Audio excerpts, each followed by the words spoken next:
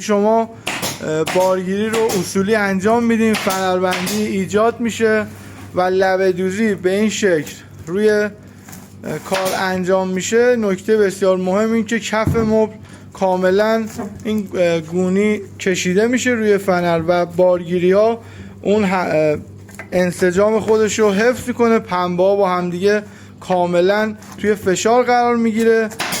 این موضوع باعث میشه که کف مبل شما مقاومتر بشه، راحتتر بشه و از همه مهمتر استقامتش توی استفاده کردن بسیار بیشتر میشه. وقتی مبل لبه دوزی میشه حداقل میتونیم به جرئت بگیم که شاید 15 سال مقاومت این کف بیشتر میشه. شما مدت زمان بیشتری رو به راحتی میتونین استفاده بکنین و نکته قابل توجه این که لبه مبلمان حالا کلاسیک و استیل زیباییش به اینه که کاملا خطکش وایسه و وقتی لبه دوزی میکنی این اتفاق توی این مبل میفته که دیگه به هیچ عنوان شکل و فرم لبه کار تا مدت زمانی که شما از این مبل استفاده میکنید تغییر نخواهد کرد. مجموعه ما رو دنبال کنین چون جزئیات بسیار زیادی توی روی کوبی و نحوه اجرای کار هستش که